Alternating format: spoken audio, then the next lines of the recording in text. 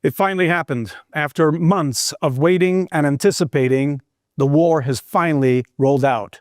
Israel this morning, in a surprise attack, cleared the airspace around Iran, around Tehran, and bombed the Islamic Republic of Iran, beginning the onslaught of the United States and Israel against the Islamic Republic of Iran, announcing very clearly that they're going to put an end to the Iranian regime and save its people and save the entire Middle East, but not only the Middle East, the entire world. The Iranians have threatened for over 47 years, have threatened the entire Middle East, Europe, the United States, carrying out terrorist attacks all around the world, never hiding their intent of, as they say in Persian, Marg Marg Amerika, Marg Marg Israel, death, death to America, death, death to Israel. Well, they opened a can of worms right now, because if there's any death happening, it's for the Iranian regime.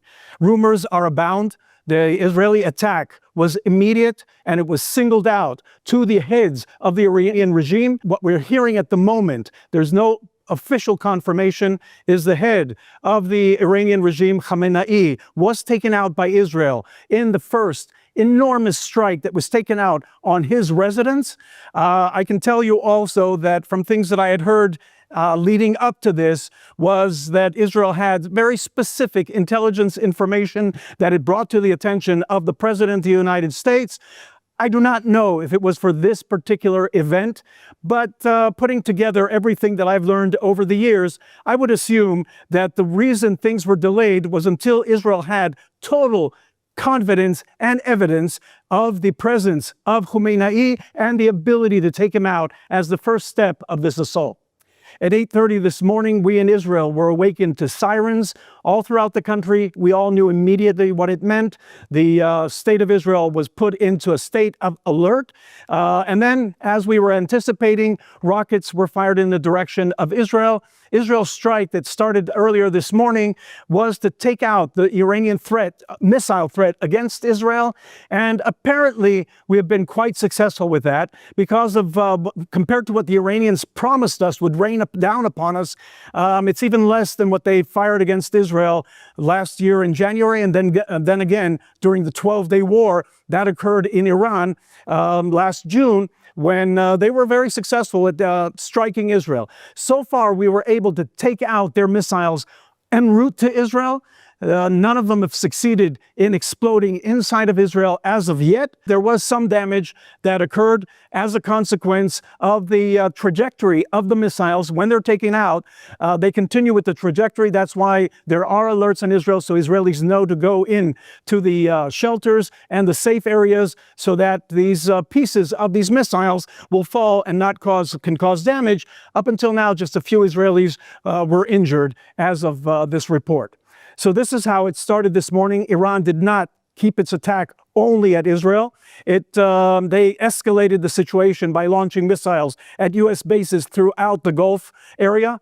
There were impacts that were reported in Abu Dhabi, Bahrain, and Kuwait. Apparently also casualties and deaths in those areas. There were smoke clouds reported throughout the Persian Gulf.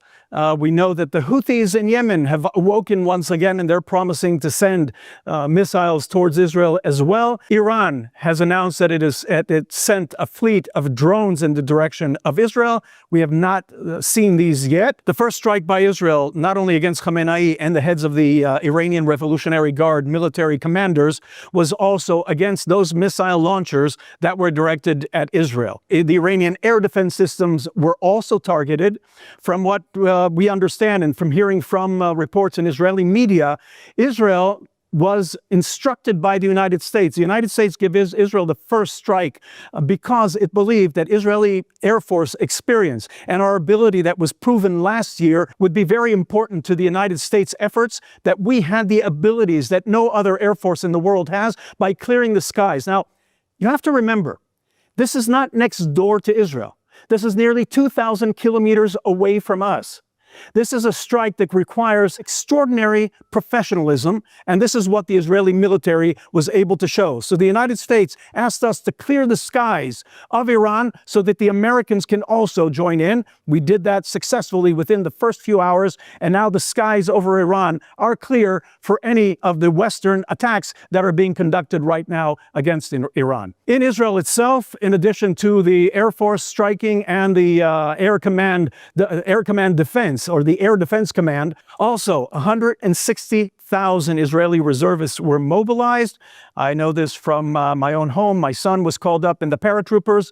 They're on the border with Syria. They were home for the weekend. They were immediately called up to return to their positions there.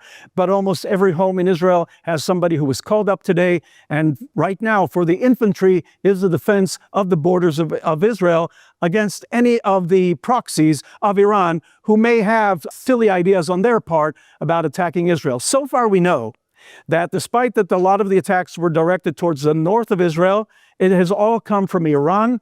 Hezbollah has refrained at the request of the Lebanese government from making the stupid mistake of attacking Israel. Iraqis had mentioned that they may join in, but so far they too have refrained from doing so, and making it very clear that Israel will respond very severely for any location firing missiles or shooting in the direction of Israel. Based on the success of Israel and Iran, all these other proxies understand that any attack against Israel is a death sentence for them. And they are very cautious right now not to pick up arms against the state of Israel, because as we've shown over the past year, we're not taking this lightly anymore. We're not taking any of the bull crap that they gave us over the past generation. We've had enough with this.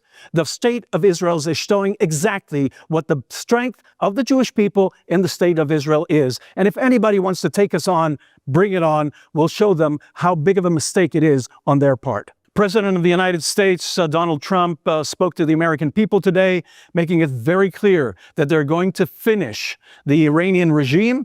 And it is now, we're all expecting, the United States is expecting, that the Iranian public, the Iranian people, take over and take control of Iran, and we will assist them to our best of our abilities, but this has to be them doing it. And from seeing the footage coming out of Iran, and if you see any of the pictures of any of the American attacks and the Israeli attacks, you see that the Iranian people are celebrating and calling on the United States, cheering on the United States and Israel, and calling for the death of Khamenei, which may have happened. We're still waiting for official confirmation of that. Israel has registered a warning to Israelis abroad because of possible terror attacks by Iranians who are in Europe and even in the United States. There too, the countries are taking caution to make sure that there are no local terrorist attacks. So just to get an idea of what we're going through here in Israel, it's been a long day since early morning. Every so often we have an alert go off on our phones, which informs us that there are missiles in the direction of Israel. Afterwards, there are sirens and locations that have to take cover, just as you can hear in this video here that was taken from the balcony of my home in Jerusalem. You can hear the sirens, and then you can also hear the explosions in the background, which are usually our missiles taking off to intercept the Iranian missiles.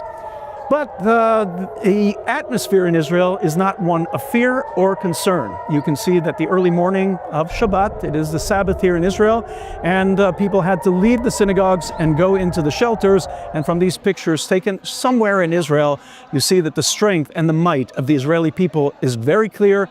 And as they are singing in the film itself, you see that the strength of the people of Israel is quite obvious. So that's the updates for right now. It's obviously this is going to be going on for a few days at least. We here at JNS will continue keeping you updated on the developments. This will probably last for a few days. We can hope that it continues the way it has been up until now with the success of those on the side of good.